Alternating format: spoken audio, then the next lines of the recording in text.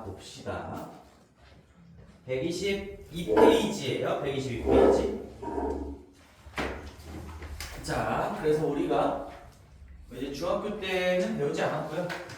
고등학교 때도 아직까지 배우지 않았다가 또 하나의 특수한 경우의 인수분해 방법을 하나 또 배우게 될 건데, 여기 지금 일반적으로 뭐 개수가 4차 방정식, 4차식의 인수분해 방법은 우리가 인수정리를 통해서 할 수 있다. 뭐 이런 기본적인 것들, 그리고 보기차식 인수분해 방법도 배웠는데 또 하나의 그냥 특수한 케이스 하나를 추가로 배우게 되는 거예요. 그 중에 이제 하나가 개수가 대칭인 4차 방정식인 건데, 자, 한번 꼼꼼하게 같이 해볼 테니까 잘 보시고 가봅시다. 여기 문제가 x의 4제곱 마이너스 5x의 세제곱, 그 다음에 마이너스 4x의 제곱, 마이너스 5x, 그 다음에 플러스 1 이렇게 돼 있어요. 그리고 는 0이 달려있으니까 방정식인 건데, 어찌됐건 우리가 다루는 3차, 4차, 고차 방정식은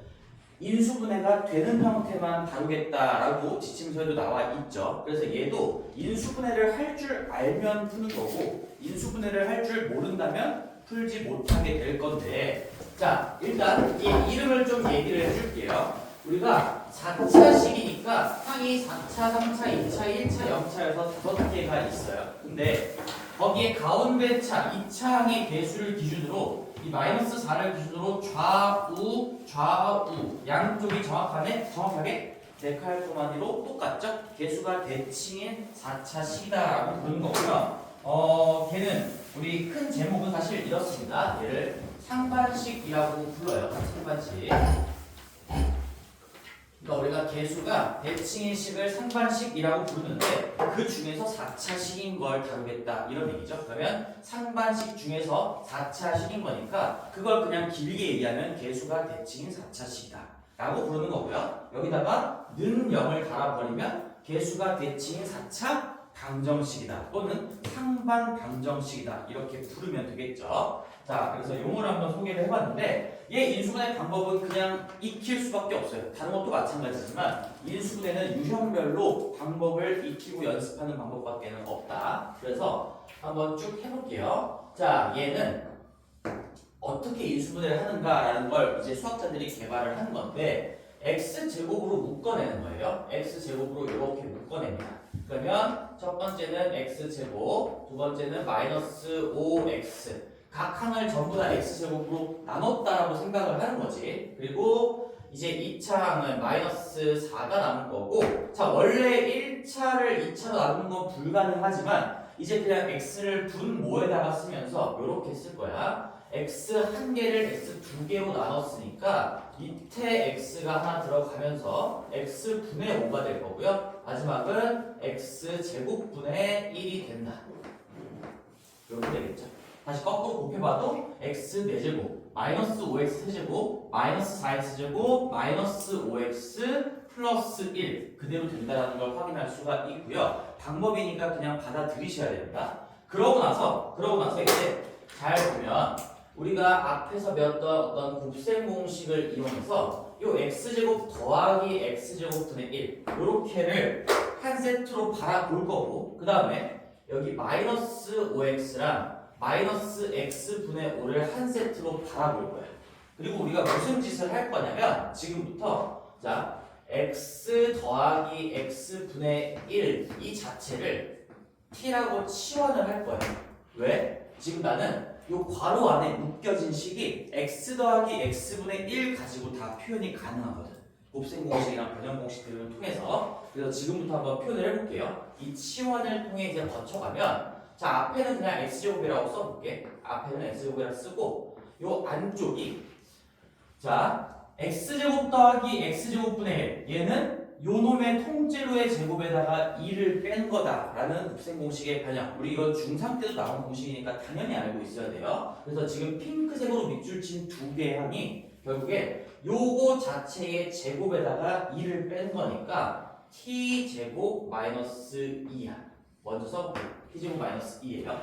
핑크색 부분이. 그 다음에 이 주황색 밑줄 친 두 개의 부분은 마이너스 5로 묶어내는 순간 얘가 나오는 거죠. 그래서 마이너스 5t가 될 거예요. 마이너스 5t가 된다.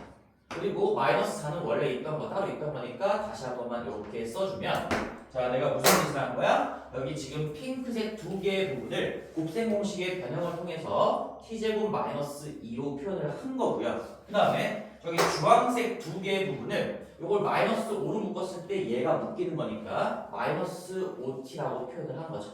치환과 곱셈 공식을 이용해서 우리는 t에 대한 2차식으로 괄호 안쪽을 표현하는 데 성공을 했어요. 자, 그러고 봤더니 이제 x제곱은 다시 한 번만 그대로 써보고, x제곱은 다시 한 번 그대로 써보고, 이 안쪽이 t에 대한 2차식인데 조금만 더 정리를 해보면 t제곱 마이너스 5t에 마이너스 6이 되는 거니까 이게 또 t에 대한 2차식이고 인수분해가 되죠. 이거 1하고 마이너스 6으로 크로스 인수분해가 가능한 겁니다. 따라서 얘는 한 번 더 x제곱에 t 플러스 1에다가 t 마이너스 6으로 이렇게 인수분해가 되는 거야. 자, 치환을 통해서 간단하게 정리가 됐어요. 그러고 났더니 이제 더 이상 간단하게 정리가 안 되니까 다시 t자리에 원래 형태로 바꿔볼게요. 역치환을 좀 해보시면 t가 원래 x 더하기 x분의 1이었으니까 얘 좀 과정이 길어. x제곱에 자, 첫 번째 괄호가 얘가 x 더하기 x분의 1이었으니까 요거 x 플러스 x분의 1 더하기 1 요렇게 써줄 거고요. 그 다음에 두 번째 괄호도 다시 원래대로 x 더하기 x분의 1로 돌려 쓰시면 x 플러스 x분의 1 마이너스 6 요렇게 완성이 되겠지. 요거예요. 자, 그러고 나서 이제 마지막 작업으로 여기 앞에 곱해져 있는 이 x 두 개를 이 지금 x가 분모에 있는 게 굉장히 표현적으로 거슬리니까 요 x 두 개를 한쪽에 하나씩 이렇게 뿌려주는 거야. 괄호 하나당 x 하나를 주면서 곱해볼게. 자, 그러면 어떻게 이제 마무리가 되나? 얘를 이렇게 가지고 왔을 때 우리 x를 이쪽 괄호에 하나 곱해주면 요거 두 개 있으니까 하나 이쪽에 주면 얘는 첫 번째 괄호가 x의 제곱이 될 거고요. x제곱 1x 얘 x를 먼저 쓰면 x제곱 더하기 x 더하기 1이 될 거고, 그 다음에 여기 하나 남은 거 이 뒤쪽 괄호에다가 곱해줄게요. 표현만 바꾸는 거지 지금. 그랬을 때 x의 제곱 똑같이 될 거고, 여기는 1 될 거고 여기는 마이너스 6x 될 거니까 여기 마이너스 6x를 먼저 써보면 마이너스 6x 더하기 1 이렇게 인수분해가 종료가 됩니다. 그래서 개수가 대칭인 4차식은 이제 결론적으로 얘기하면 무조건 2차식 두 개로 인수분해가 될 수밖에 없고, 그 과정에서 자 x 더하기 x분의 1 가지고 표현할 수 있는 식이 만들어졌기 때문에 우린 이걸 가지고 쭉 치환을 통해서 인수분해를 했고, 그러니까 여기 맨 마지막 부분을 보시면 자 여기를 잘 봐봐. 여기가 항상 이런 꼴이 등장할 수밖에 없어요. 항상 얘가 등장할 수밖에 없어. 그리고 앞에도 x제곱으로 묶어냈으니까 요 보라색 부분은 개수가 대칭인 4차식을 인수분해하는 과정에서 항상 나올 수밖에 없어. 근데 이 뒤쪽에 있는 1이나 마이너스 6 같은 거는 이 개수들이 어떻게 주어졌냐에 따라서 달라질 수 있겠지. 자, 그럼 결론은 뭐냐? 이 x를 마지막에 하나씩 뿌려줄 거니까 x제곱하고 1, x제곱하고 1, 여기 x제곱하고 1, x제곱하고 1은 절대로 바뀌지 않는 부분이에요. 개수가 대칭인 4차식이 인수분해가 되게끔 나온다면 이 x제곱 더하기 1, x제곱 더하기 1은 절대로 달라지지 않습니다. 무조건적으로 나오게 되는 거고요. 그럼 뭐가 바뀌는 거냐? 여기 주어진 개수가 마5, 마4, 마5 이렇게 돼 있는 것 때문에 여기 플러스 1, 여기 마이너스 6, 즉 두 개의 식의 1차항의 개수만 그때그때 달라진다 라는 얘기예요. 지금 우리가 판단해야 될 건 우리가 어디 부분을 신경 써야 되냐? 여기 플러스 1이라는 놈과 여기 마이너스 6이라는 놈, 이 두 개만 이제 뭐가 등장하는지, 뭐가 꽂히는지만 판단하면 인수분해를 사실 이러한 과정 없이도 바로 쓸 수 있다는 얘기지. 자, 그래서 잘 봐볼게요. 내가 지금은 이제 정석적인 인수분해 방법을 한 거고, 우리 이제 본론으로 돌아가서 얘가 방정식이었잖아. 방정식이니까 이제 뭐 방정식은 문제는 안 되죠. 이게 여기다가 는 0을 달아준 거잖아요. 그럼 이게 개수가 대칭인 4차 방정식이고 좌변을 2차와 2차의 곱으로 인수분해를 한 거니까 우리는 요 앞쪽에 2차식이 0 된다 에서 해 두 개를 뽑아낼 거고요. 이 뒤쪽에 2차식이 0 된다. 즉 여기 뒤쪽에 2차 방정식에서 해 두 개를 뽑아내면 우리가 토탈 해 4개를 다 뽑아낼 수가 있는 거죠. 그러니까 다시 한번 결론적으로 고차 방정식을 다룰 때 인수분해에 성공했으면 그 고차보다 상대적으로 낮은 저차 방정식을 풀면서 해를 결정할 수가 있다. 이런 얘기입니다.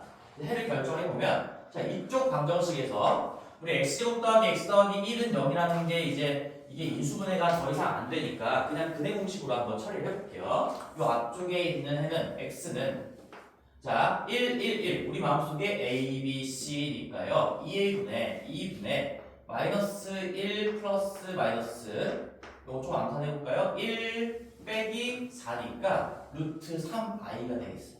루트 3i 이렇게 두 개가 나올 거고 그 다음에 이 뒤쪽에 2차 방정식에서 x는 얘는 우리가 지금 뭐 짝수 근해 공식을 쓸 수가 있네요. 그러면 1분의 3 플러스 마이너스 루트에 9 마이너스 1이니까 8 그럼 2루트 2라고 적어야 되겠다. 그죠? 3 플러스 마이너스 루트 8이니까 3 플러스 마이너스 2루트 2다. 그래서 이렇게 토탈 4개가 이 4차 방정식의 해가 된다. 그래서 해를 구하는 과정은 아무것도 아니야.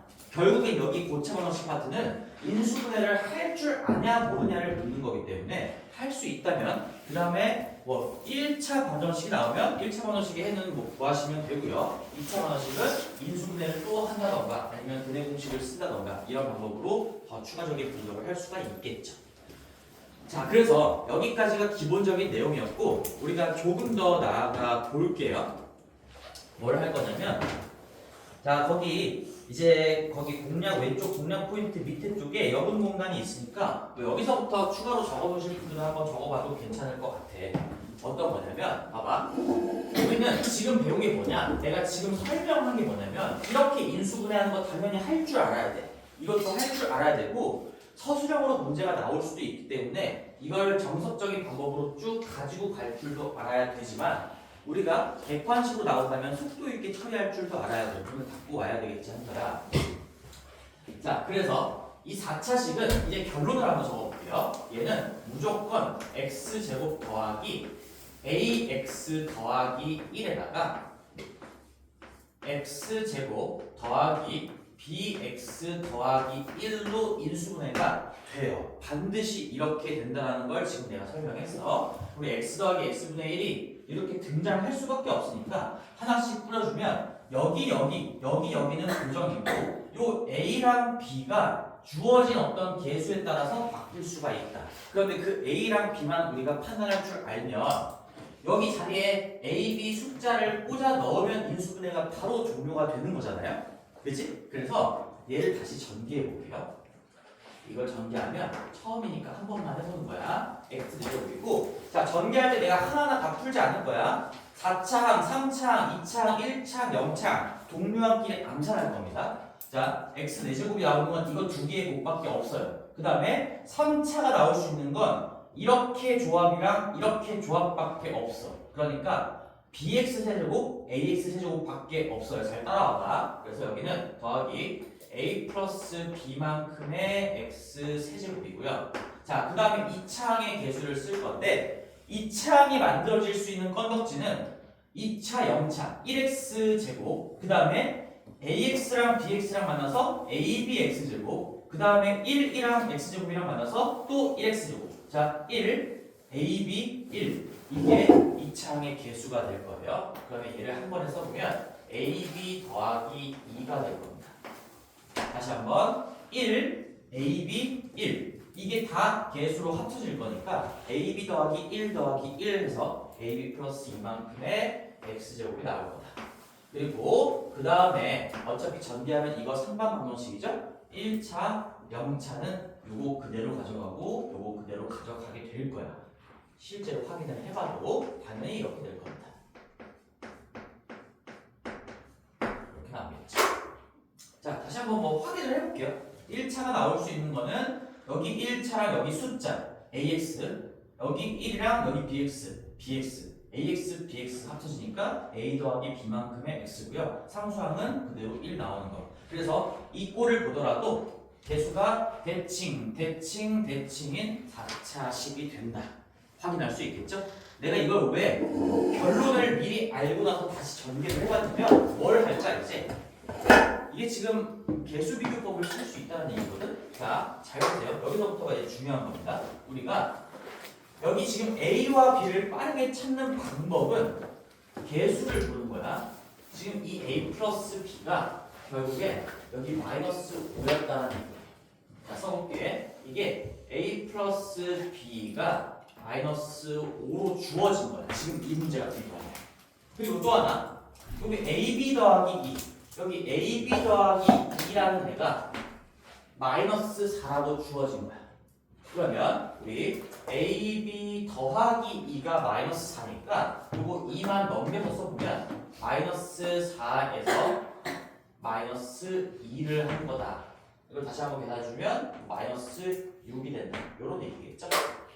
그러면 이제 A랑 B를 합쳤더니 마이너스 5고요. 곱했더니 마이너스 6이 되는 거예요. 그 두 개를 찾을 수 있으면 바로 그냥 여기 자리에다가 꽂아 넣으면 인수분해가 종료가 된다는 얘기죠. 그럼 얘는 이제 우리가 A 더하기 B가 마이너스 5다, AB가 마이너스 6이다. 이거 가지고 우리가 판단을 어떻게 할까? 자, 이것도 3학년 때부터 이어져 오는 과정인 건데 쌤이 근과 계수와의 관계 설명할 때 이런 얘기 했었어요. 우리가 근과 계수와의 관계는 2차 방정식의 두 근의 합이나 곱 같은 것들을 빠르게 얻어내려고 공부하는 것도 있고 또 하나는 어떤 두 문자의 합이나 곱을 알고 있을 때 거꾸로 2차 방정식을 작성할 줄도 알아야 되기 때문에 그렇기 때문에 공부를 한다고 했죠. 보세요. 어려운 얘기지만 잘 들어봐. A 더하기 B 두 문자의 합이에요. 곱이에요. 그럼 내가 A, B를 어떻게 구할까? 물론 때려 맞춰도 돼. 이거 1하고 마이너스 6이면 합쳤을 때 마이너스 5고요. 곱했을 때 마이너스 6이니까 내가 어떤 간단한 정수 두 개를 바로 캐치할 수 있으면 그렇게 해도 되는데 모든 경우가 그렇게 되진 않을 거니까 우리가 합과 곱을 통해서 2차 방정식을 작성하는 스킬을 지금부터 한번 얘기를 해볼게요. 자, 나는 지금부터 A와 B를 두 근으로 하는 2차 방정식을 작성할 겁니다. 라지 A라고 한번 써볼게. A의 제곱에 요거 합의 부호 반대니까 플러스 5A고 그 다음에 곱은 그대로 상수항에 갖다 꽂아둔 다음에 는 0 대시면 이렇게 만들어진 이 2차 방정식의 두 근이 A랑 B다 이런 얘기예요. 이 2차 방정식의 작성을 하고 있는 거예요. 어떤 두 문자에 합과 곱이 나오면 무조건 2차 방정식을 작성할 수가 있고 그럼 내가 2차 방정식을 작성하면 뭐가 좋냐? 이거 다시 한번 인수분해가 되잖아? 그치? 그럼 내가 인수분해 해볼게. 이거 A 플러스 6에다가 A-1로 인수분해가 되는 거니까 이 라지 A라고 설정한 요 놈의 값이 마이너스 6하고 1이 나온다는 얘기인데 이 마이너스 6하고 1이 A랑 B다 이런 얘기야. 지금 A랑 B를 구하는 방법을 내가 소개를 해준 거지. 합과 곱이 나와 있어. 그럼 2차 방정식을 작성하고 그 2차 방정식의 근이 스몰 a, 스몰 b임을 이용하자. 이런 얘기예요. 그래서 결론적으로 이 내용은 지금 중3 정규라도 알고 있어야 됩니다. 합과 곱을 알고 있으면 2차 방정식을 작성해서 풀어낼 수 있다. 고3 때까지 계속 나오는 아주 기본적인 방법인 거야. 기본적이지만 기본적이라고 표현하기 쉽다는 얘기는 아니야. 이거 실제로 못하는 친구들도 엄청 많아요. 제대로 공부한 친구들만 할 수 있는 방법이 되겠지.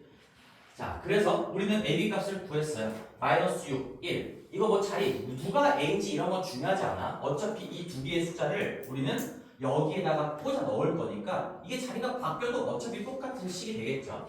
따라서 인수분해 결과가 다시 한번 는 써보면 x제곱이고 A에다가 마이너스 6 꽂아볼게. 스몰 a가 마이너스 6x 더하기 1. 자, 그 다음에 우리 요거 1을 b자리에다가 꽂아 넣으면 x제곱 더하기 x 더하기 1이 되면서 아까 정석적으로 쭉 인수분해했던 결과랑 정확하게 일치하게 되는 거예요. 그럼 이제 나 같은 사람은 어떻게 이걸 인수분해하냐? 서술형일 땐 이렇게 다 쓰는 거고요. 이게 객관식일 땐 그냥 이게 무조건 x제곱 더하기 몇 x 더하기 1에다가 x제곱 더하기 몇 x 더하기 1로 인수분해 되는 거 이미 알고 있으니까 이 a, b만 빠르게 찾아주면 되는데 마치 이게 근과 계수와의 관계같이 생겼거든? 마치 그건 아니지만 요 두 개의 숫자의 합이 요 3차항이나 1차항의 계수랑 똑같을 수밖에 없어요. 아, 그러니까 여기 마이너스 5가 내가 찾아야 되는 두 숫자의 합이 되는구나. 그리고 또 하나, 요 2차항의 계수에다가 2를 뺀 거, 2차항의 계수에다가 2를 뺀 게 내가 찾아야 되는 두 숫자의 곱이 될 수밖에 없겠구나. 요런 얘기예요. 그래서 하나만 더 연습을 해보면 이 문제랑 상관없이 자, 만들어 볼게요. 우리가 자, 어떻게 하는 건지 한 번만 더 연습하면 답이 좀 잡힐 거야. x 4제곱에다가 우리는 더하기 5 더하기 5 해볼게. 더하기 5x 세제곱. 그 다음에 우리가 더하기 8이라고 해볼까요? x 제곱 더하기 5x 플러스 1 이런 개수가 대칭인 4차식을 인수분해할 거예요. 인수분해. 자, 그러면 x제곱으로 묶어내고 x 더하기 x분의 1 치환하고 하는 방법도 당연히 할 줄 알아야 되는 거고, 근데 얘를 빠르게 풀고 싶다면 얘는 무조건 x제곱 더하기 몇 x 더하기 1 그리고 x제곱 더하기 몇 x 더하기 1 이렇게 인수분해가 될 거고, 여기에 있는 숫자랑 여기에 있는 숫자만 찾으면 될 건데 그걸 내가 a, b라고 표현을 한번 해본다면 a, b라고 표현을 한번 해본다면 이거 전개하고서 동류항끼리 개수 비교를 했을 때 이 a 플러스 b랑 5랑 똑같아야 해요. 그리고 두 개의 곱은 요 2차항 개수에다가 2 뺀 것만큼이 돼야 해. 반드시. 그러니까 이거 두 개를 가지고 다시 뭐 2차 방정식을 작성하던 아니면 아주 간단한 정수 조합이 바로 보이면 그냥 때려 맞추면 되겠죠. 이거 내가 일부러 2, 3 되게끔 한 겁니다, 지금.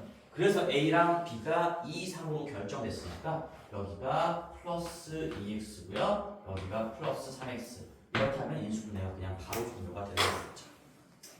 그래서 이 방법을 좀 익히시면 좋겠습니다. 물론 내가 이걸 할까 말까 고민을 하다가 사실 처음 수업 듣는 친구들한테 이 얘기를 설명을 안 하기는 해요. 안 하긴 하지만 욕심 있는 친구들은 여기까지 했으면 좋겠다라는 마음에 한번 소개를 해준 거니까 만약에 내가 이게 무슨 말인지 도저히 못 알아먹겠다 하시면 여기 정석적인 이렇게 가는 정석적으로 한 줄 한 줄 써내려 가는 방법은 연습을 하셔야 되는 거고, 이건 마치 이 개수 비교를 통한 어떤 요령 같은 거니까 익히실 분들은 익히시면 좋겠죠? 우리 이제 3월달부터 정규 수업할 때 공수 원도 선행으로 깔리잖아? 그럼 그때 다시 한번 또 소개를 하겠지만 한번 듣고 지금 연습해 놓은 친구들은 그때 조금 더 난이도 있는 문제까지 빠르게 습득할 수가 있겠지. 그런 얘기야. 자, 그래서 개수가 대칭인 거 특수하게끔 한번 바로 봤고요. 여기까지 하면 이제 우리가 나올 수 있는 모든 인수분해 케이스를 사실 다 한 거라고 볼 수 있어요. 필수 이제 5번까지 가볼 건데 뭐 정리하실 분들 천천히 한번 정리해보자. 뭐 내가 거기다가 뭔가 기억에 남게끔 뭔가 적어놓고 싶다. 지금 이 예제를 하나 적어도 되고 뭐 여기 예제를 적어도 되고 이렇게 써놓으면 수업을 잘 듣는 친구들이면 이렇게 필기를 해놔도 복습할 때 이게 뭔 내용인지 기억이 나겠지. 근데 적어놓고 이거 복습 바로 안 하면 나중에 며칠 지나고 봤을 때 뭔 내용인지 아무것도 기억 안 날 거야. 무조건 기억 안 나요. 그러니까 최대한 빠른 시일 내에 직접 한 번 정도는 다 연습을 해봐야 그 다음에 이게 너네끼리 되는 거겠지. 다시 한번 개수와 대칭인 거. 물론 최고치항 개수가 1이 아니면 1로 묶어내면 되는 겁니다. 거기 맨 밑에 4-2번 같은 문제는 최고치항 개수가 2로 나와 있어요. 아무런 문제가 안 되죠. 그냥 2로 묶어낸 다음에 최고치항 개수가 1이 되도록 만들어 놓고 그 다음에 1로 만들어 놓고 인수분해는 x제곱 더하기 1, x제곱 더하기 1은 반드시 나오는 거고요. 몇 x에 몇이 궁금한 건데 그 몇과 몇을 합치면 3차항 1차항의 개수랑 똑같아야 되고 그 몇 x 몇과 몇을 곱한 건 2차항에다가 개수에다가 입힌 거랑 똑같아야 된다. 내가 직접 정리해가지고 왜 그렇게 되는지도 눈으로 다 보여줬으니까 그냥 믿고 받아들이시면 돼요. 뭐 무조건 성립할 수밖에 없는 겁니다. 쌤이 억지를 부르는 게 아니라. 필수 예제 5번 갈게요. 5번. 여기까지가 얘 특수한 케이스였고 다시 한번 그냥 뭐 아무것도 아닌 문제가 나오게 될 거예요. 자, 우리 필수 예제 5번 먼저 써보자.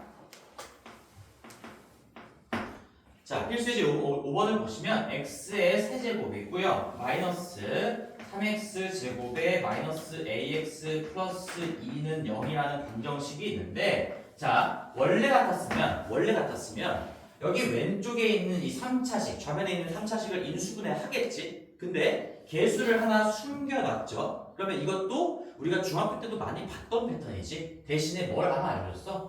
근을 하나 알려줬어요. x가 2래요. 그러니까 3차 방정식이니까 근이 3개가 있을 건데 그 중에 하나가 2라는 걸 알려줬으니까 어쨌든 이도 근이란 얘기는 이 x자리에 집어넣었을 때, 대입했을 때 등호를 성립시킨다. 그럼 이거 왜 줬을까요? 이 a가 뭔지 밝혀내라고 준 거겠죠? 이정계수를 결정하기 위해서 해를 하나 던져준 거니까 우리 뭐 이런 생각 없이도 해가 주어져 있으면 무조건적으로 대입을 해본다라는 건 학습이 좀 돼 있잖아. 그래서 대입을 한번 해볼게요. 2를 집어넣으면 8 마이너스 12 마이너스 2a 더하기 2가 는 0이 된다. 등호가 성립한다는 얘기니까 우리 마이너스 2가 2a다. 정리하시면 a는 마이너스 1 이렇게 될 겁니다.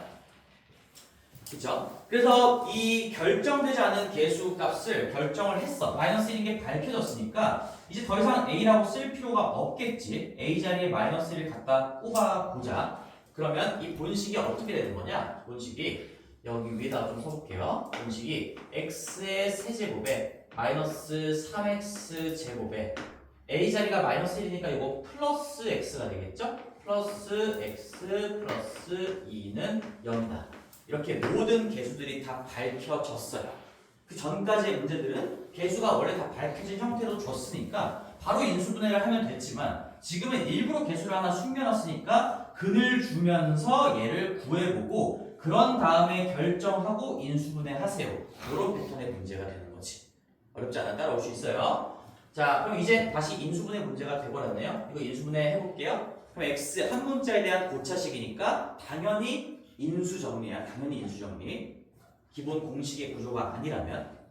근데 때려 박아보자. 하기 전에 우리 두 가지 뭐야? 뭘 따져봐야 돼? 항상 제일 먼저 따져봐야 되는 건 개수합, 교대합이죠. 1과 마이너스 1은 그냥 눈으로 체크한다는 얘기예요. 이거 개수 싹 다 더해보면 4 빼기 3이니까 안 되고 이제 짝수개수합이랑 홀수개수합 맞춰봐도 안 돼. 그러니까 이건 1과 마이너스 1로 조립제법이 안 된다는 얘기야. 인수분해가 안 된다는 얘기지. 그럼 그 다음에 뭐 해야 돼? 1도 안 되고 마이너스 1도 안 돼? 그러면 이제 얘의 약수분에 얘의 약수에 플러스 마이너스 붙인 거 2랑 마이너스 2 걔네들을 한번 집어넣어 봐야 되겠죠. 자, 2를 집어넣어 볼게. 지금 나 시행착오 하고 있는 거예요. 8 빼기 12 더하기 2 더하기 2 했더니 0 되네요. 아, x자리에다가 2를 꼽아 넣었을 때 얘는 0이 된다. 근데 사실은 원래 이거는 문제에서 알려준 거긴 하지. 여기 x가 2라고 했으니까 얘는 애초에 2로 인수분해가 된다는 걸 알고 있었던 거지. 그래서 진행을 한번 해볼게. 자, 3차를 나는 1차와 2차로 일단 찢을 거야.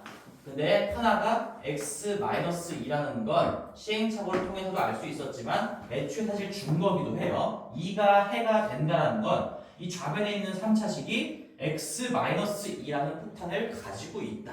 이런 얘기니까 x-2가 된다는 거고요. 그 다음에 여기 연습해볼게. 3차를 1차와 2차로 찢는 거니까 여기는 최고차항을 만들기 위해서 x제곱이 와야 될 거고 그 다음에 상수항 플러스 2가 되기 위해서는 마이너스 1이 이렇게 와야 되는 거고 그 다음에 이제 뭔가 여기 1차항의 개수만 분석하기 위해서 내가 계속 이미지로 그려주고 있지? 요렇게와 요렇게의 건덕지가 요 이창의 개수 마이너스 3이 만들어져야 돼요. 그러면 마이너스 2에다가 얼마가 추가돼야 마이너스 3일까? 마이너스 1이 되겠죠? 그래서 여기는 마이너스 x가 됩니다. 자, 인수분해가 끝났어요.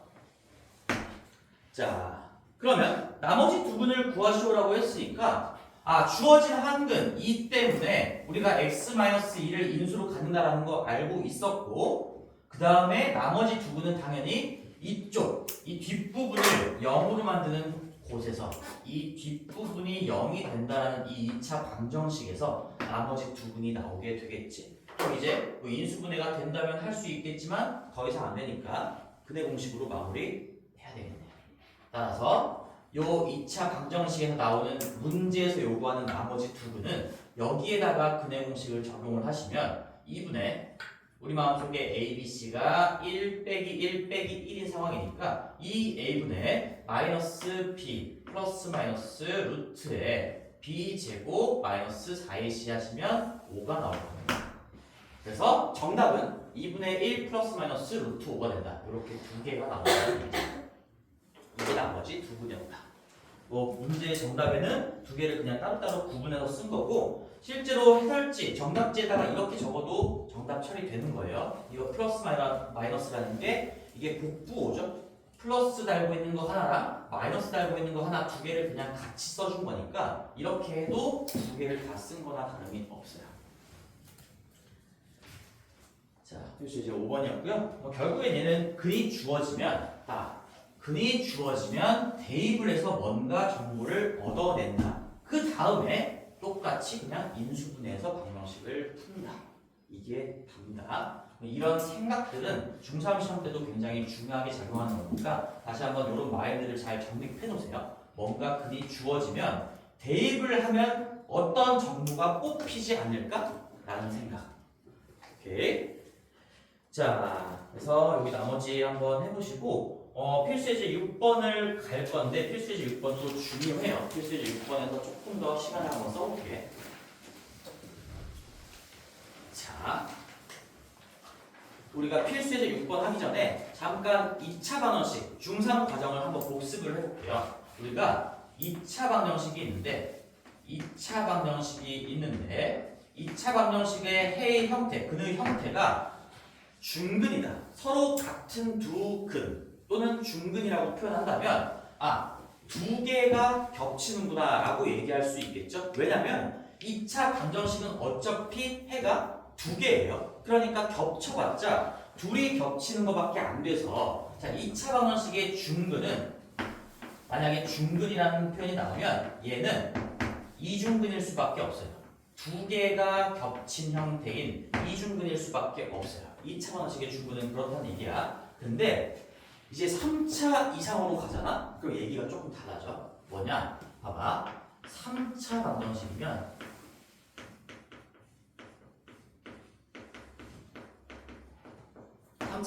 이 중근을 갖는다라는 표현. 얘를 한번 공부를 해볼게요. 자, 2차 방정식에서 어차피 겹쳐봤자 두 개가 겹치는 거니까 중근은 그냥 이중근이랑 똑같은 표현이에요. 근데 이제 엄밀하게 얘기하면 사실 중근이 더 넓은 의미의 표현인 거야. 중근은 뭔가 근이 중복되었다라는 건데, 중복은 2번 중복될 수도 있고 3번 중복될 수도 있고 n번 중복될 수도 있잖아. 그 중에 딱 2번이 중복되는 케이스를 이중근이라고 부르는 거니까 사실상 표현 자체가 이 중근이 이중근을 포함하는 더 넓은 개념이라는 얘기죠. 그리고 만약에 어떤 근이 3개가 있는데 3개가 싹 다 겹치면 그것도 중근이라고 하는 거지만 더 디테일하게 얘기하면 3중근이라고 표현을 하는 거예요. 그럼 이제 여기로 와볼게. 자, 3차 방정식이 중근을 갖는다라고 한다면 이런 경우가 있을 거야. 만약에 이 3차 방정식이 어떤 1차와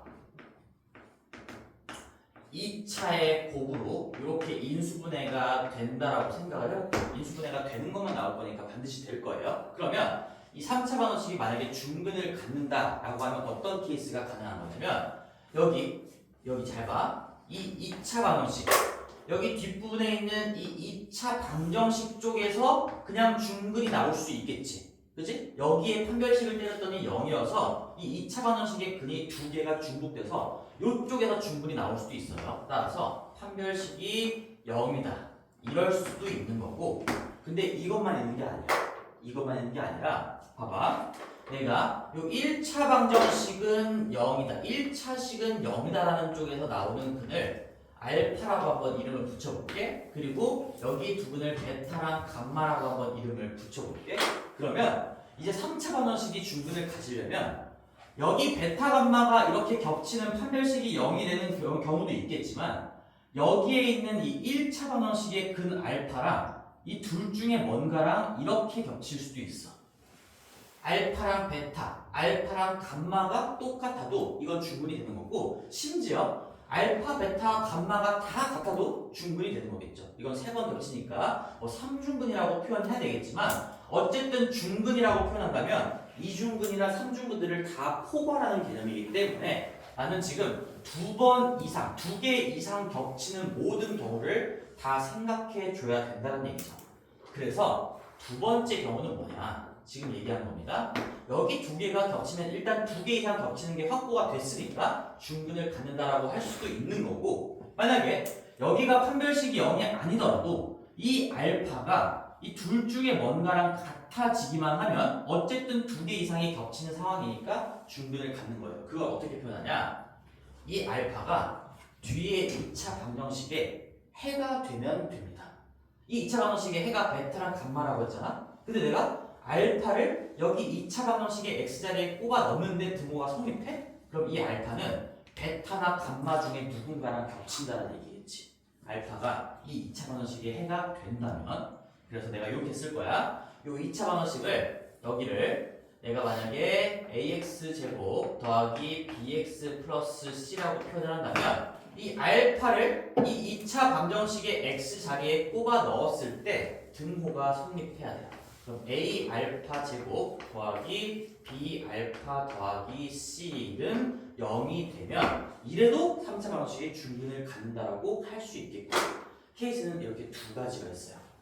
그래서 거기 왼쪽에 나와 있습니다. 3차 방정식의 공략 포인트에 바로 2번 내용이 중요해요. 바로 2번. 3차 방정식이 만약에 중근을 갖는다라고 한다면 이건 이제 2차보다도 해가 더 많아졌으니까 3개가 돼 있으니까 조금 더 분석이 복잡해진다는 얘기고, 우리 다시 한번 이 중근은 이제부터 이렇게 정의를 할게. 중근이라는 건 두 개 이상 겹쳐진 근,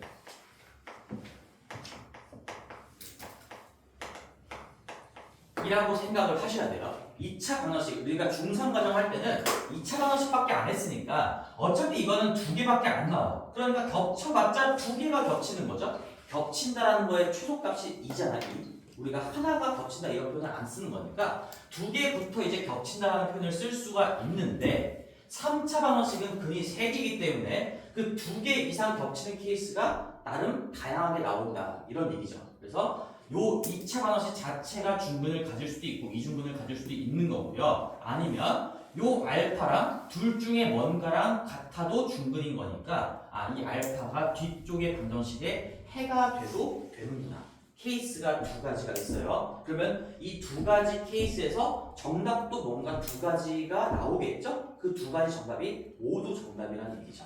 이럴 수도 있고 이럴 수도 있는 거니까 항상 케이스를 나눈다라는 얘기는 이 열거의 관점이라는 걸 생각하셔야 되는 겁니다. 이럴 수도 있고 이때의 답은 뭐가 돼요? 이럴 수도 있으니까 이때의 답은 뭐가 나옵니다. 얘도 정답이고 얘도 정답입니다. 이렇게 갈 거야. 자, 그래서 거기 6번을 한번 같이 볼 건데 조금 어려워요. 지금 처음 배우는 개념이니까 굉장히 중요합니다. 이런 생각을 할 줄 아는 힘이 중요하지. 막 무턱대고 외우는 게 아니에요. 중근의 의미를 잘 생각해보고, 그럼 이제 나중에 가면 4차 방정식이 중근을 갖는다 이런 문제도 나올 수 있겠지? 그럴 때도 너희들이 스스로 어떤 경우들이 가능한 건지 스스로 캐치할 수 있어야 해. 자, 볼게. x제곱 천천히 따라가 볼게요. 천천히 x제곱 x세제곱 x세제곱에다가 더하기 3k-1에 x제곱 아니라 x. 그 다음에 마이너스 3k는 0이다. 이런 3차 방정식이 나왔어요. 자, 이거 뭘 쓴 거야? 3xx xx가 아니라 세제곱. 흥분을 좀 가라앉히고 그럼 너 흥분했다. 재밌는 걸 가르쳐 줄 때 쌤이 좀 흥분하는 경향이 있어. 침착함을 유지하고서 다시 한번 마음을 가라앉히고 얘기를 해볼게. 자, 우리 저번에 이런 얘기 했습니다. 고차 방정식 들어오면서 제일 중요한 거, 자 다시 한번 얘기할게. 우리가 다루는 고차 방정식은 인수분해 되는 것만 한다고 했죠. 여기 좌변에 이 개수에 k라는 문자가 들어가 있다고 쫄지 마시고 이거 무조건 인수분해가 된다는 믿음을 가지고 있어야 돼.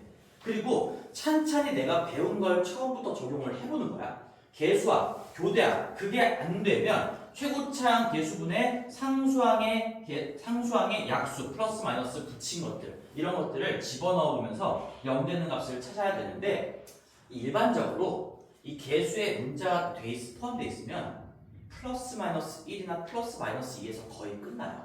한번 개수합 해볼까요? 개수들 다 더해볼까? 벌써 끝났지? 개수들 다 더해보면 0이에요. 이거 x-1로 인수분해가 된다는 얘기입니다. 그래서 얘는 x-1. 지금 이 얘기 무슨 말인지 알아듣는 거지 너희들? 공부 기본적인 건 해야 된다 진짜. 개수들을 싹 다 더했을 때 0이 된다는 건 1 집어넣었을 때 0이 된다랑 똑같은 말이니까 x-1이라는 폭탄을 가지고 있다라는 거죠. k가 있든 없든 상관이 없어. 무조건 인수분해 되는 거니까 쫄지 말고 확인해 봐라 라는 얘기야. 1 3k-1, 마이너스 3k. 이거 개수들 싹 다 더하면 3k 빼기 3k 날라가고 1 빼기 1 날라가니까 0 되는 거 맞잖아.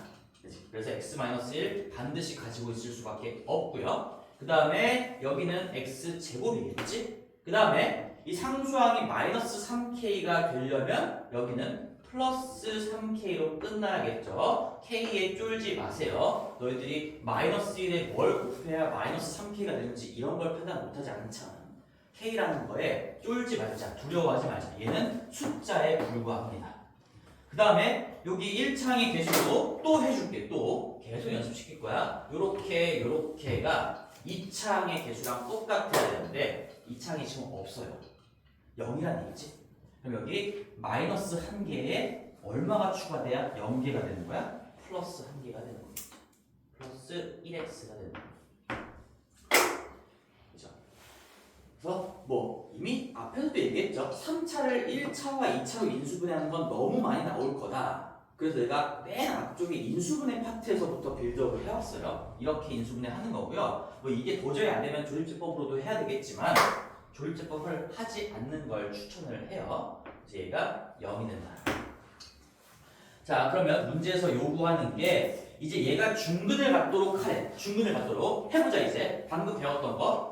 3차가 1차, 2차로 인수분해되는 상황일 때 우리가 중근을 갖는다는 걸 분석을 하면 어디야? 여기지? 중근을 갖는다는 걸 분석하면 자 다시 한번 이 뒤쪽에 지금 다시 여기 적어줄까? 얘는 이쪽이 0이 된다는 거에서 1이라는 실근이 하나가 나오는 거고 여기 뒤에 2차식이 0이 된다는 걸로부터 뭔가 알파랑 베타라는 두 근이 나와서 토탈 3개가 될 건데 이렇게 두 개가 겹쳐서 2개 이상 겹치는 상황이 만들어질 수도 있고요. 아니면 이 1이 알파 또는 베타랑 겹쳐서 2개 이상이 겹치는 상황이 만들어질 수도 있어. 근데 물론 당연히 이 알파, 베타랑 1이랑 3개가 다 같은 것도 중근인 거예요. 3중근이지. 근데 그런 것도 이미 이 2개의 분석 안에 다 녹아 들어가 있는 거야. 얘랑 얘랑 겹쳐? 근데 얘랑 얘랑 겹치는 것도 우리 했잖아. 이거 2개를 다 만족하면 3개가 다 겹치는 케이스가 나오겠지. 어차피 내가 이 2가지 케이스를 분석하면 3중근을 분석하는 것도 녹아 들어가 있기 때문에 이 2개만 분석하면 모든 상황을 다 분석하는 거나 다름이 없다 라는 얘기고 그래서 첫 번째 한번 해볼게요. 얘 가지고 올라가서 여기다 맞춰 써보자. 자, 2차 방정식의 판별식 이 0이다. 먼저 해볼게요. t는 여기 1 b제곱 마이너스 4이시니까 1 마이너스 12k가 될 겁니다. 4배에 1 곱하기 3k. 얘가 0인 경우도 정답이 되는 거야. 따라서 k는 12분의 1이 된다라는 거. k 값을 하나 찾았죠. 근데 얘만 되는 건 아니고 얘가 첫 번째 케이스라고 한다면 두 번째 케이스가 하나 더 있어요. 이 1이라는 게 2차 방정식의 해가 되면 알파나 베타 둘 중에 뭔가 하나랑 겹친다는 얘기니까 1을 x자리에 집어넣었을 때 이 앞쪽에 나온 실근을 뒤에 2차 방정식의 x자리에 집어넣었을 때 등호가 성립하면 돼요. 그래서 우리는 1을 집어넣어 볼게. 1 더하기 1 더하기 3k니까 2 플러스 3k가 0이 되면 돼. 따라서 이때의 k 값은 마이너스 3분의 2가 나오겠지. 그럼 결론을 내보면 k가 12분의 1이거나 마이너스 3분의 2가 이 k 자리에 꽂힌다면 이 3차 방정식은 중근을 갖는다. 이런 얘기예요. 정답은 두 개가 나온다는 얘기죠. 실제로 정답이 두 개가 써있나요? 써있네요. 마이너스 3분의 2가 11분의 1. 이렇게 두 개가 나올 수밖에 없겠지. 그리고 다시 한번 관찰을 한번 해볼게. 만약에 진짜 k가 12분의 1이었으면 얘가 어떻게 생겼는지 한번 볼게요. k가 검토를 한번 해보자는 얘기예요. 처음이니까 k가 12분의 1이었으면 얘가 x-1에다가 x제곱 더하기 x, 자 x제곱 더하기 x 더하기 k가 12분의 1이니까 3 곱하면 요거 4분의 1이라는 얘기지. 4분의 1은 0이다 해가지고 요 뒤에가 우리가 중3도 알고 있어야 되는 완전 제곱식의 형태 갖추고 있죠. 최고차항 계수가 1인 상황에서 1차항 계수 반띵의 제곱이 딱 꽂혀 있으니까 얘는 x 플러스 2분의 1의 완전 제곱식이 되면서 요쪽을 0으로 하는 근이 마이너스 2분의 1 중근이 나오는구나.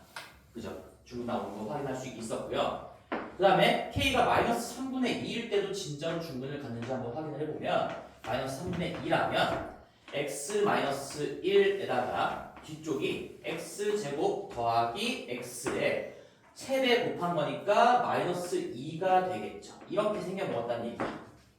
근데 얘가 다시 인수분해가 되지? 그러면 x 플러스 2에 x 마이너스 1 이렇게 인수분해가 되는 거니까 1, 1 이렇게 두 개가 겹치게 됩니다. 그래서 우리는 물론 여기 케이스에선 3중근은 불가능하다, 3중근은 나오지 않았지만 이렇게 두 개 이상이 중복되는 경우를 다 거르지 않고 따져줬다는 얘기지. 재밌죠? 그래서 여기 공략의 왼쪽에 괄호 2번 중근을 갖는 경우 이거는 반드시 좀 알고 계셔야 돼요. 이걸 외우라는 얘기보다는 스스로 이렇게 방정식의 해를 분석할 수 있는 힘을 길러줬으면 좋겠다는 얘기야. 그래야 우리가 더 고차가 되더라도 흔들림 없이 다 분석해낼 수가 있겠죠. 중근은 두 개 이상 겹치는 근을 얘기하는 거다. 두 개가 될 수도 있고 세 개가 될 수도 있다. 어쨌든 두 개 이상만 겹치면 된다. 다시 한번 강조하고 마무리하겠습니다. 두 개 이상이에요. 근데 내가 중3 과정에서는 중근이 이중근이다라고 얘기했던 이유는 뭐라고? 어차피 2차 방정식은 근이 두 개밖에 안 나오니까 중근이라고 했으면 두 개가 겹친 이중근일 수밖에 없었다는 얘기지. 근데 이제 너희들은 고1 과정까지 공부를 하고 있으니 앞으로 고등 과정을 밟아야 하니 중근은 두 개 이상 겹친 근이다. 그리고 이 중근 안쪽에 이중근, 3중근, 4중근, 5중근 이런 표현들이 다 들어가 있는 거다. 얘가 더 넓은 의미의 표현이다.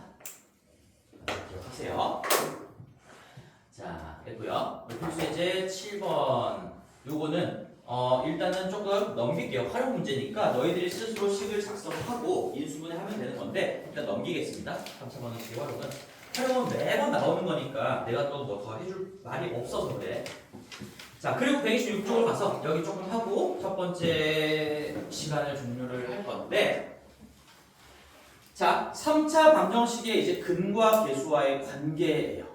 우리가 2차 방정식의 근계관이 그렇게 중요하다고 배웠는데 3차 방정식도 근계관이 있네. 그러면 4차 방정식도 근계관이 있을까? 5차도 근계관이 있을까? 결론부터 얘기하면 n차 방정식은 근과 계수와의 관계가 당연히 다 있어요.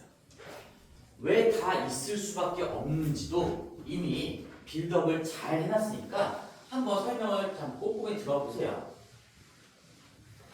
자, 내가 2차 방정식의 근계관부터 다시 한번 얘기를 해주면, 내가 정규 수업 때 사실 원래 이제 뭐 중등학원을 가면 원래 근과 계수와의 관계를 이렇게 설명하는 게 보통이거든. ax 제곱 더하기 bx 더하기 c는 0이라는 2차 방정식이 있었어요. 근데 얘 근해 공식 다 유도했고 뭐 유도를 안 해주는 학원도 많아. 근데 근해 공식을 써보면 x는 2a분의 마이너스 b 플러스 루트에 b제곱 마이너스 4ac 이거 하나랑 2a분의 일부러 따로 쓰는 겁니다. 마이너스 b 마이너스 루트에 b제곱 마이너스 4ac 요거 하나랑 이렇게 두 개가 있다는 거를 밝혀냈잖아. 그리고 우리가 외웠잖아. 그러면 실제로 이거 두 개를 더해보면 저번에 계산 한번 했었죠. 이 두 개를 더하시면 두 근의 합은 얘를 뭐라고 할까요? 얘를 첫 번째 거를 그냥 알파라고 하고요. 얘를 베타라고 한다면 두 근의 합은 알파랑 베타를 직접 더해보시면 근해 공식을 가지고 직접 더해본다면 마이너스 a분의 b가 나와요. 이거 루트 부분 서로 부호 반대니까 상쇄되고 2a분의 마이너스 2b 하면서 2로 약분하면 마이너스 a분의 b가 나와. 그리고 곱을 진짜로 곱해보시면 이거 곱 그렇게 어렵지 않아. 밑에 4a 제곱에 요거 위에가 합차 공식으로 합차 공식이 나오기 때문에 뭐 앞에 거의 제곱에다가 뒤에 거의 제곱이니까 루트 벗겨지면서 정리를 하시면 이 알파랑 베타를 실제로 곱했을 때 a분의 c가 나온다는 얘기인데 쌤은 애초에 이렇게 설명을 하지 않았어. 이건 맨 마지막에 한번 마무리로 추가적으로 실제로 이거 두 개를 더해봐도 곱해봐도 이렇게 된다라고 얘기했었지만 나는 사실 3차 이상까지 설명을 하고 싶었기 때문에 처음부터 그래서 인수정리를 가지고 설명을 했던 거야. 얘가 2차 방정식이 알파랑 베타를 두 근으로 갖는다면 최고차항의 개수는 묶어내시고요. x-알파라는 폭탄과 x-베타라는 폭탄을 가지고 있을 수밖에 없다. 이게 인수 정리였어. 그래서 저 좌변에 있는 이 전개된 ax 제곱 더하기 bx 더하기 c랑 얘랑 똑같다라는 얘기니까 이걸 다시 전개해보면 a의 x의 제곱에 뭐 a 묶어낸 상태로 전개를 해볼게. 마이너스에 알파 더하기 베타에 x 더하기 알파 베타 이런 꼬라지가 만들어지는 거니까 우리가 a로 묶어냈다는 전자에 최고차항의 개수분의 1차항의 개수 부호 반대로 바꾸면 두 분의 합이 나오는 거예요. 그리고 a는 어차피 여기에 다 곱해져 있는 거니까 상관이 없겠지. 실제로 이거 다시 다 전개해도 여기 a는 다 들어가 있는 거니까 개수분의 개수하면 a는 어차피 약분되는 겁니다. 그래서 최고차 개수분의 1차항의 개수의 부호 반대로 바꿨을 때 알파 더하기 베타가 되는 거니까 그걸 다시 한 번만 써보면 우리 마음속에 a, b, c로 표현했을 때 최고차 개수분의 1차항의 개수의 부호 반대로 바꾼다. 그 다음에 최고차 개수분의 상수항을 하면 무조건 알파, 베타가 나올 수밖에 없으니까 두 분의 곱은 최고차, 우리 마음속에 a, b, c로 표현을 했을 때 최고차 개수분의 상수항, 0차항의 개수가 될 수밖에 없다. 이게 근계간의 본질적인 내용이야. 실제로 근해 공식을 가지고 더하고 곱하는 것보다 이게 더 깊은 내용이란 얘기예요. 자, 그러면 이제 3차 방정식의 근계간도 내가 한 번만 설명을 제대로 들으면 평생 절대로 까먹지 않았습니다. 해볼게요. 자, 3차 방정식도 마찬가지겠죠? ax 세제곱 우리 마음속에 얘는 a, b, c, d까지 좀 써야 될 것 같아. 3차항, 2차항, 1차항, 0차항까지 표현을 해야 되니까 어쩔 수 없이 a, b, c, d라고 표현하면 우리 마음속에 a, b, c, d는 항상 최고차항의 개수부터 순차적으로 내려오는 겁니다. 됐죠? 약속이야, 약속. 그 다음에 요 놈의 세 근을 내가 알파, 베타, 감마라고 한번 해본다면 알파, 베타, 감마라고 한번 해본다면 이 3차식, 이 좌변에 있는 식이 어떻게 인수분해가 되는지는 인수 정리를 가지고 쓸 수가 있겠죠.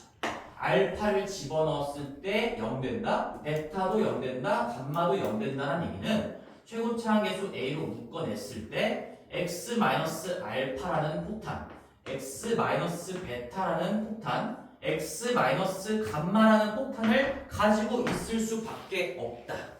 이거예요.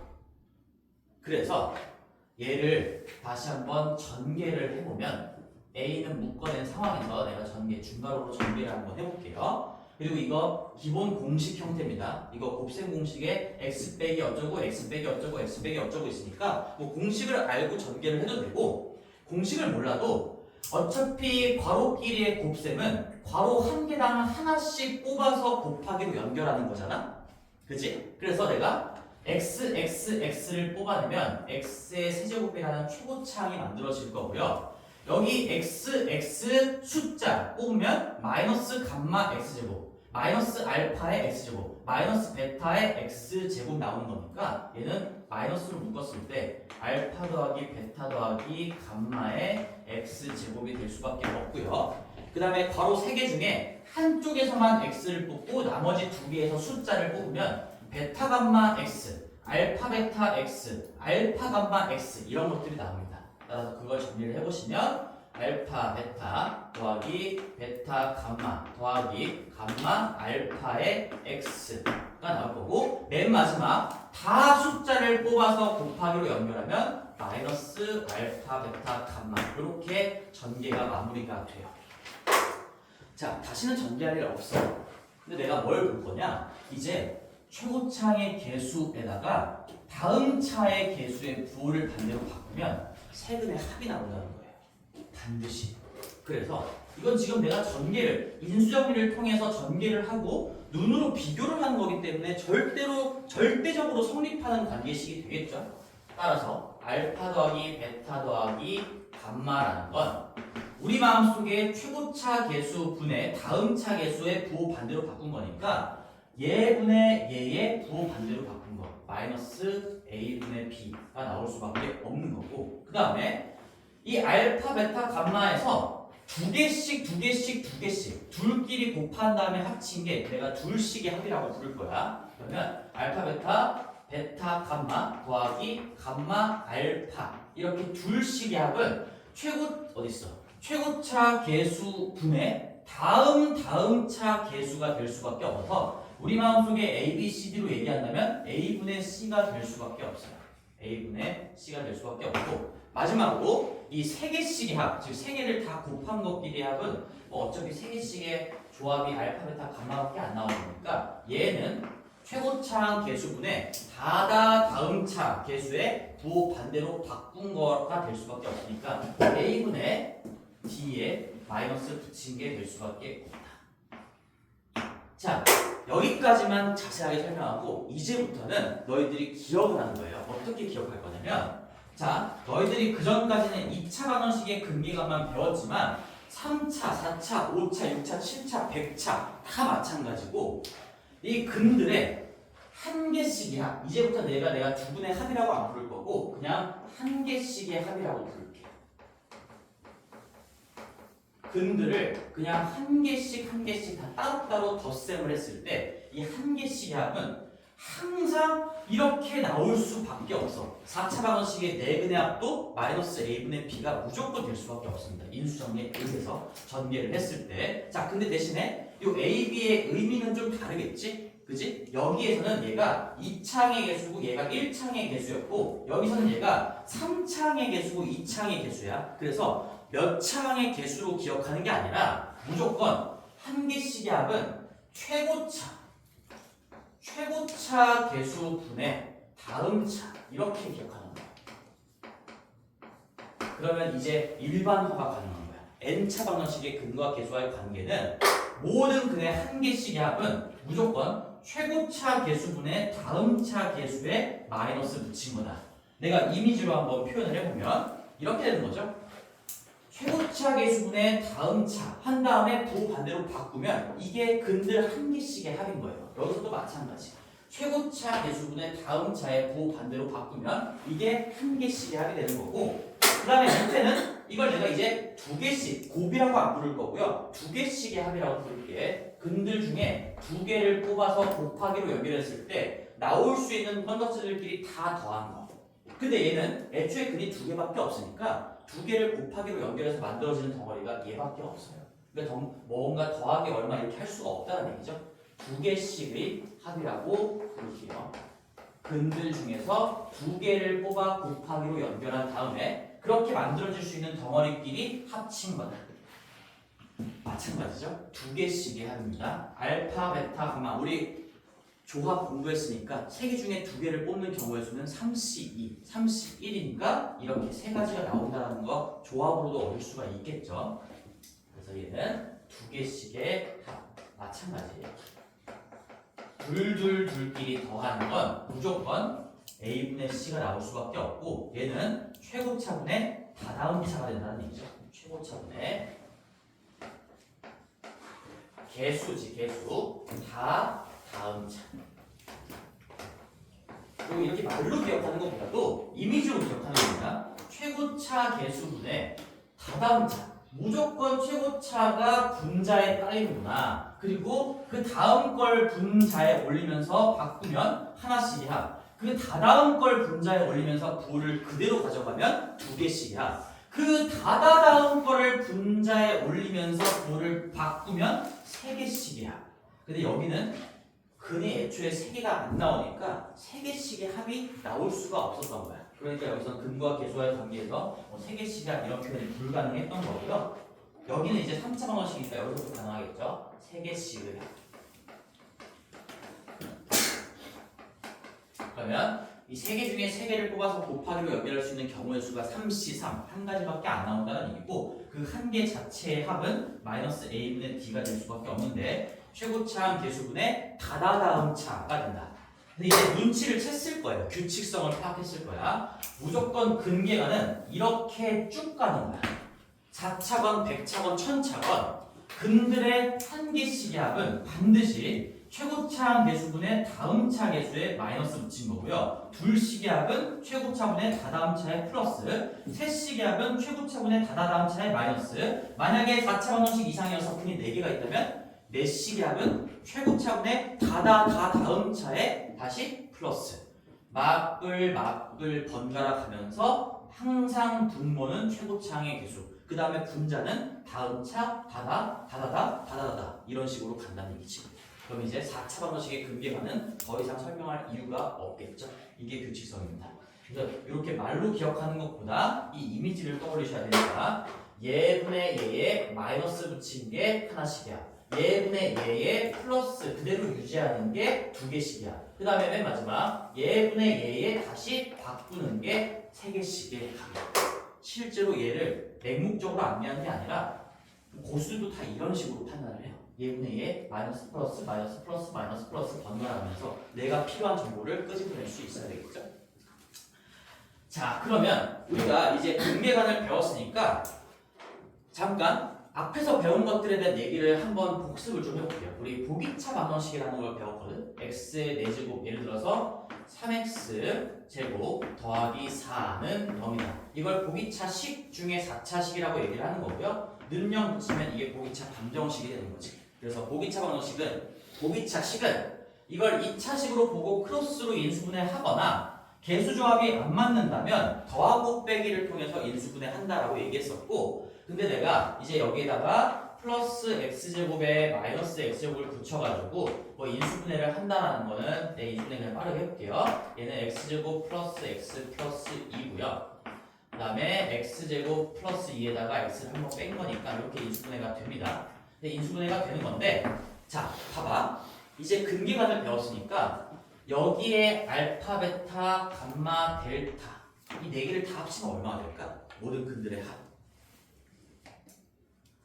자, 내가 2차 방정식 따로따로 생각을 해볼게. 따로따로 생각을 해보면 요거 알파 더하기 베타 이 2차 방정식의 두 분의 합은 예분의 예니까 알파 더하기 베타는 1분의 1에 마이너스 붙인 거니까 마이너스 1일 거고요. 이 감마 더하기 델타라는 건 1분의 마이너스 1에 마이너스 붙인 거니까 1이어서 얘를 4개를 다 더하면 0인데 그게 우연이 아니에요.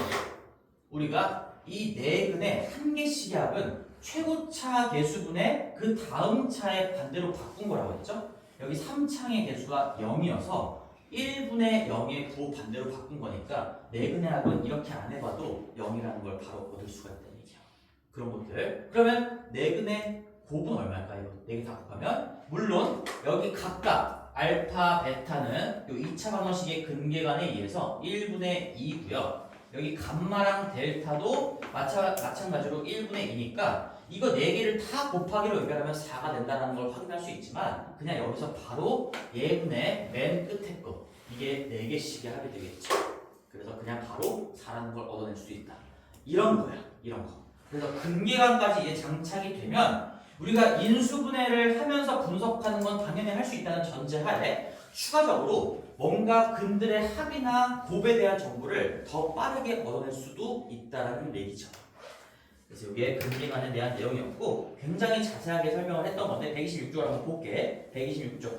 그래서 3차 방정식이건 뭐건 4차건 5차건 1000차건 만차건 1억차건 만에 한 개씩의 합, 거기 알파 더하기 베타 더하기 감마 밑에다가 한 개씩의 합 적어놨겠죠. 센스가 있는 친구들은 뭘 필기해야 되는지 알겠지.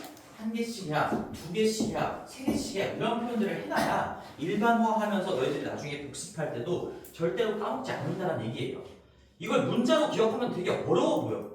내가 봐도 어려워 보여. 알파 더하기 베타 더하기 감마는 마이너스 a분의 b다. 야, 문자가 5개가 나왔잖아. 이렇게 공부하는 게 아니야. 그 다음에 알파 베타 더하기 베타 감마 더하기 감마 알파에는 두 개씩의 합을 적어놔야 되겠죠. 근들 중에 두 개씩 뽑아서 만들어질 수 있는 덩어리끼리의 합, 둘씩의 합.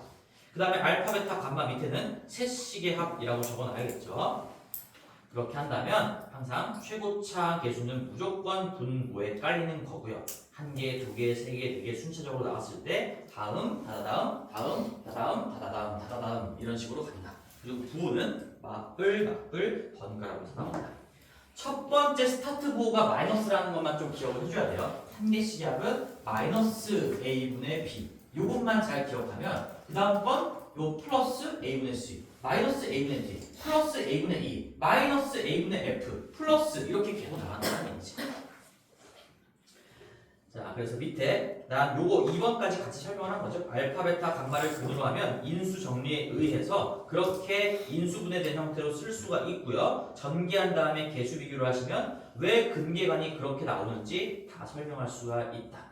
그리고 우리가 거꾸로 작성할 수도 있어야 된다. 예를 들어 3차 방정식도 세근의 한 개씩의 합과 두 개씩의 합과 세 개씩의 합의 이 값들을 다 알려줬다면 그 알파, 베타, 감마를 근으로 갖는 방정식을 작성할 수도 있다는 얘기죠. 예를 들어서 얘가 1이래요. 얘가 2래요. 얘가 3이래요.